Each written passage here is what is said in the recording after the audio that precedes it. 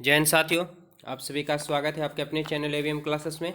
और यहाँ पे 10 क्लास के लिए सोशल साइंस का मोस्ट इम्पोर्टेंट ऑब्जेक्टिव क्वेश्चन लेकर के आ चुके हैं पार्ट 2। इसके पहले कल पार्ट 1 दे चुके हैं। बेहद ही खास क्वेश्चन है। यदि आपका एग्ज़ाम 15-20 दिन बाद होने वाला है तो ये वीडियो आपके लिए वरदान साबित होगा। चलिए फटाफट से शुरू से अंत तक वीडियो में बने रहिएगा, बहुत कुछ सीखने को मिलने वाला है। सवाल क्वेश्चन नंबर 50 तक हो चुका था। चलिए आज 50 के ही बता दीजिए, थोड़ा देखते हैं क्या आप माइंड में रख पाते हैं। सवाल है, जिनको भी आंसर याद होगा कमेंट बॉक्स में फटाफट से बताते जाएंगे। ठीक है, आपको इससे रियलाइज हो जाएगा कि हाँ ये वाला मुझे आंसर याद था, यानी सही है। अगर गलत होता है तो घबराने की जरूरत नहीं, उसे आपको याद कर लेना है, एक बार पढ़ लेना है माइंड में। ठीक है, चलते हैं कि बिहार की सीमा से रेल मार्ग की कुल लंबाई कितनी है। ऑप्शन है 6283 किलोमीटर, 5283 किलोमीटर, या 7283 किलोमीटर, या 8500 किलोमीटर। तो इसकी राइट आंसर की बात करें, ऑप्शन ए। जितने विद्यार्थी ऑप्शन ए बताए होंगे बिल्कुल सबका सही जवाब 6283 किलोमीटर है। चलिए अगले सवाल की ओर बढ़ जाते हैं। सवाल है कि लोकतंत्र जनता का, जनता द्वारा तथा जनता के लिए शासन है, यह कथन किसका है। बेहद ही खास क्वेश्चन और हर एग्जाम में ये देखने को मिल जाता है। तो ये जो कथन कहा गया था, अरस्तु के द्वारा, अब्राहम लिंकन के द्वारा, या रूसो के द्वारा, या ग्रीन के द्वारा। इसकी राइट आंसर की हम बात करें तो जनता का, जनता के द्वारा, जनता के लिए अब्राहम लिंकन के द्वारा कहा गया था। ऑप्शन नंबर बी बिल्कुल सही हो जाएगा। चलते हैं अगले सवाल की ओर। नए विश्व सर्वेक्षण के आधार पर भारतवर्ष में मतदाताओं की संख्या है लगभग कितना। ठीक है, नए विश्व सर्वेक्षण हुआ था जिसके अनुसार भारतवर्ष में यानी पूरे भारत देश में मतदाता यानी वोट देने वालों की संख्या का प्रतिशत पूछा गया है, कितना है से आपसे बताना है। चलिए फटाफट से बताएंगे। ऑप्शन आप लोगों के पास नज़र आ रहा है। तो यहाँ पे राइट आंसर की बात करें, जिनका भी आंसर आया 71 करोड़, ऑप्शन नंबर बी बिल्कुल सही जवाब। ठीक है, चलिए अगले सवाल की ओर बढ़ जाते हैं और कोशिश करना है आप लोगों को फटाफट से कमेंट करना। किसी व्यवस्था के फैसलों में व्यक्तिगत लोकतंत्र के परिणामों के संदर्भ में सही कथन कौन सा है। पहला है एक में कि गरीब है ना, गरीब देशों के आर्थिक विकास के लिए तानाशाही चाहिए। दूसरा है लोकतंत्र अपने नागरिक के बीच आर्थिक समानता समाप्त करने में पूर्ण रूप असमर्थ है। तीसरा है लोकतंत्र विविधताओं में सामंजस्य लाने की सक्षम है। और अगला है कि लोकतंत्र में किसी तरह के टकराव की संभावना नहीं रहती है। क्या हो जाएगा इसकी राइट आंसर। तो यहाँ पे राइट आंसर की बात करें तो सवाल यह था कि किसी व्यवस्था के फैसले में व्यक्तिगत, ठीक है, व्यक्तिगत मतलब हर एक व्यक्ति, व्यक्तिगत लोकतंत्र के परिणामों के संदर्भ में सही कथन कौन सा है। तो इसकी राइट आंसर की बात करें तो हमको ऑप्शन नंबर सी हो जाएगा कि लोकतंत्र विविधताओं में सामंजस्य है ना लाने में सक्षम। ऑप्शन नंबर सी बिल्कुल सही हो जाएगा। चलिए अगले सवाल की ओर बढ़ जाते हैं। बिहार में पंचवर्षीय राज्य संस्थाएं हैं, कैसा है। एक स्तरीय है, दो स्तरीय है, त्रिस्तरीय है, या चार स्तरीय है। क्या हो जाएगा इसका राइट आंसर। बहुत अच्छा, बहुत से विद्यार्थी बिल्कुल सही दे रहे हैं। तो बिहार में पंचायती राज संस्थाएं जो है सो त्रिस्तरीय होगा, बिल्कुल सही जवाब यहाँ पे। और चलिए अगले सवाल की ओर बढ़ जाते हैं कि बिहार में संपूर्ण क्रांति का नेतृत्व निम्नलिखित में से किसने दिया था। और यही सवाल घुमा करके पहले भी दिया जा चुका है, जो हम आप लोगों को बता चुके हैं। फटाफट से बताएंगे। बहुत अच्छे विद्यार्थियों का जवाब है इसका राइट आंसर कि जयप्रकाश नारायण जो है बिहार में संपूर्ण क्रांति का नेतृत्व इन्हीं के द्वारा किया गया था। अगला सवाल है कि भारत में 1977 ईस्वी में हुए आम चुनाव में किस पार्टी को बहुमत मिला था। कब की बात है, 1977 ईस्वी में कौन सी पार्टी जीती थी। बिल्कुल बहुत सी विद्यार्थी ऐसा ही आंसर इसको देख करके बता देंगे। तो ये जो था 1977 ईस्वी में जो मिला था, ठीक है, इस समय भी मिला था जनता पार्टी को। किसका, जनता पार्टी को मिला था। चलिए अगले सवाल के ऑप्शन में बी बिल्कुल सही जवाब यहाँ पे। और अगला सवाल है कि निम्नलिखित में कौन भारतीय किसान यूनियन के नेता थे। क्या बोला है सवाल में कि भारतीय किसान यूनियन के नेता थे, कौन थे, सो पूछा गया। बहुत अच्छा क्वेश्चन है। और राइट आंसर की अगर हम बात करें तो ये था महेंद्र सिंह टिकैत, है ना। महेंद्र सिंह जो है टिकैत थे भारतीय किसान यूनियन के नेता। अगला सवाल बढ़ जाते हैं कि ताड़ी विरोधी आंदोलन निम्नलिखित में से किस प्रांत में शुरू किया गया था। क्या है सवाल कि ताड़ी विरोधी आंदोलन निम्नलिखित में से किस प्रांत में शुरू किया गया था, यानी कहाँ शुरू किया गया। बिहार, आंध्र प्रदेश, उत्तर प्रदेश, या मध्य प्रदेश। और ये सवाल पहले भी एग्जाम में आपसे पूछा गया है। राइट आंसर की बात करें कि ताड़ी विरोधी आंदोलन जो किस प्रांत में, तो आंध्र प्रदेश में शुरू किया गया था। ऑप्शन नंबर जो है सी बिल्कुल करेक्ट आंसर हो जाएगा। आगे बढ़ जाते हैं। सत्ता में भागीदारी की आवश्यकता कहाँ पड़ती है?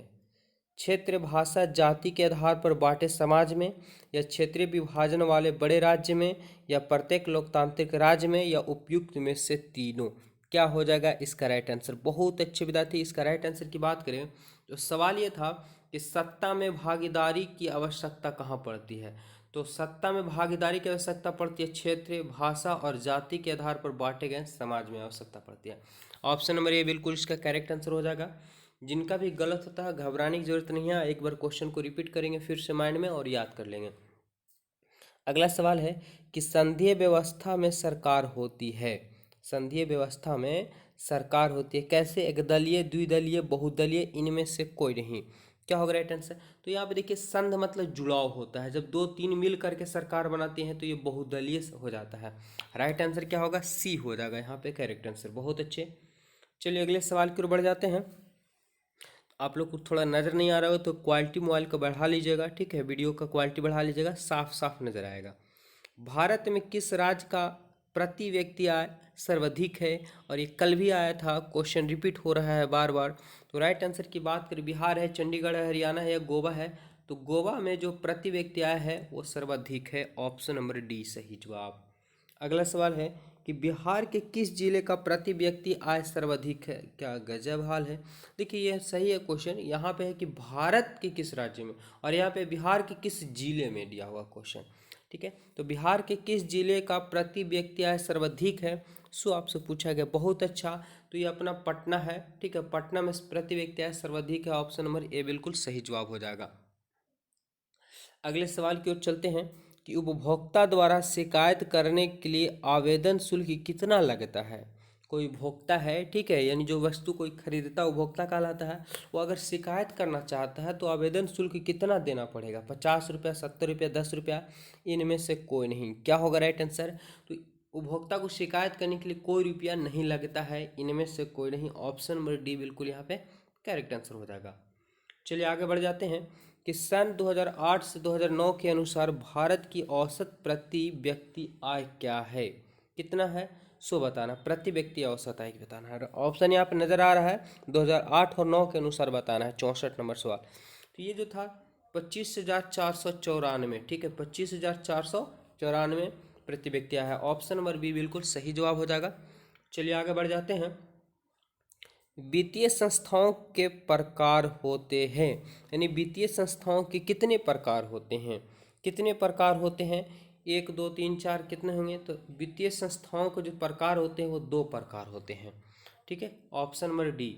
अगला सवाल है कि देश की संगठित बैंकिंग प्रणाली के प्रकार हैं। देश की संगठित बैंकिंग प्रणाली के प्रकार यानी कितने प्रकार हैं? 3 है, 4 है, 2 है या 1 है?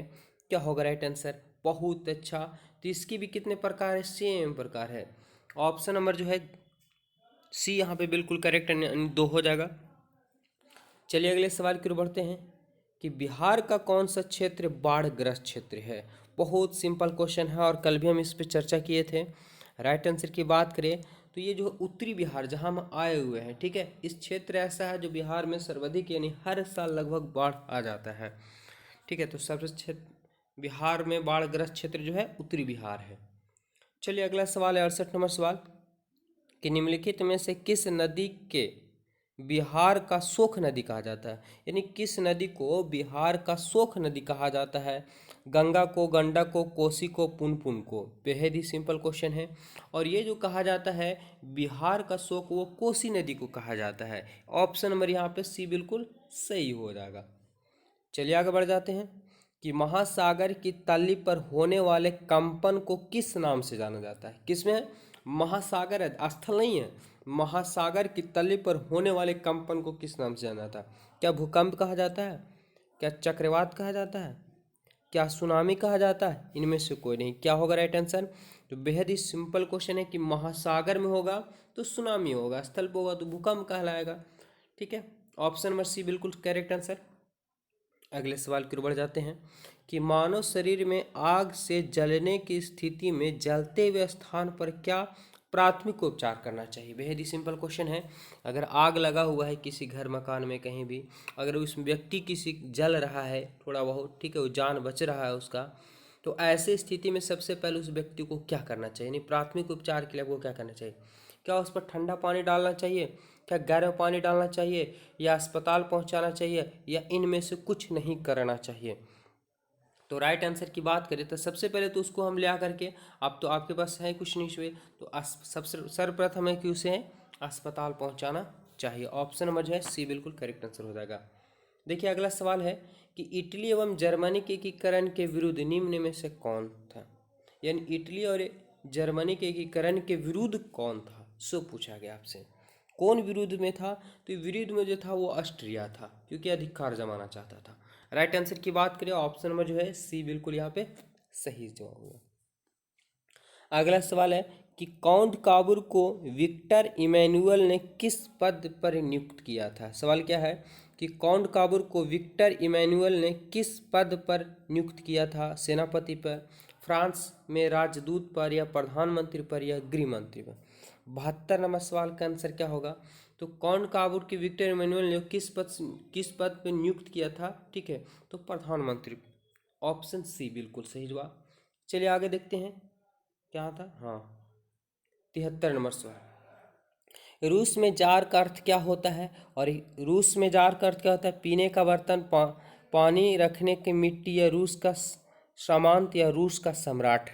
बहुत अच्छे विद्यार्थी, तो रूस में जार का अर्थ होता है रूस का सम्राट होता है। ऑप्शन नंबर डी बिल्कुल यहाँ पे सही जवाब हो जाएगा।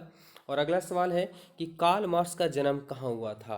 कार्ल मार्क्स का जन्म कहाँ हुआ था, इंग्लैंड में, जर्मनी में, इटली में, या रूस में। और बेहद ही खास क्वेश्चन है। राइट आंसर की बात करें तो कार्ल मार्क्स का जो जन्म हुआ था वो जर्मनी में हुआ था। Option B.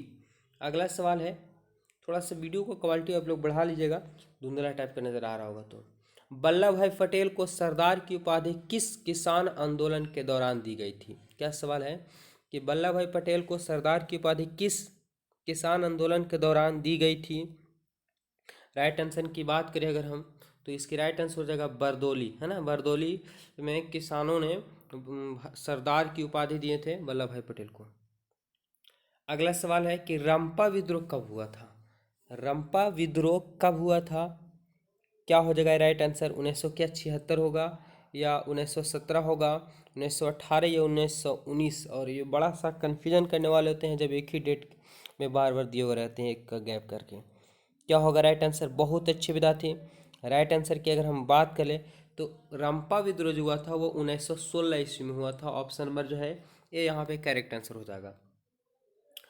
चलिए अगले सवाल की ओर बढ़ जाते हैं कि लंदन में अनिवार्य प्राथमिक शिक्षा कब लागू की गई थी। लंदन में अनिवार्य प्राथमिक शिक्षा कब लागू की गई थी, ठीक है। क्या 1820 में, 1855 ईस्वी में, 1860 में, 1870 ईस्वी में। राइट आंसर की अगर हम बात करें तो ये हो जाएगा 1870 ईस्वी में जो है लंदन में अनिवार्य प्राथमिक शिक्षा कर दिया गया था, यानी सभी बच्चों को शिक्षित करना अति आवश्यक है। चलिए 2-3 क्वेश्चन और बचे हुए जिसको आप फटाफट से देख लेंगे और लास्ट में कमेंट करके बताएंगे किस टॉपिक पे वीडियो आप लोग को चाहिए। ब्रेटन वुड्स सम्मेलन किस वर्ष हुआ था। ब्रेटन वुड्स सम्मेलन किस वर्ष हुआ था, तो ये जो सम्मेलन हुआ था वह 1944 ईस्वी में हुआ था। ऑप्शन नंबर सी बिल्कुल करेक्ट आंसर हो जाएगा यहाँ पे। अगला है रूसो कहाँ का दार्शनिक था। रूसो जो था वो कहाँ का दार्शनिक था, क्या फ्रांस का, रूस का, अमेरिका का, या इंग्लैंड का। तो रूसो जो दार्शनिक था वो फ्रांस का दार्शनिक था। ऑप्शन हो जाएगा ए। चलिए आज का अंतिम सवाल है कि मेजनी का संबंध किस संगठन से था, और ये इस क्वेश्चन का सवाल आप लोग कमेंट बॉक्स में बताएंगे, ठीक है। तो मिलते हैं कल, आज के लिए सभी को जय हिंद जय भारत।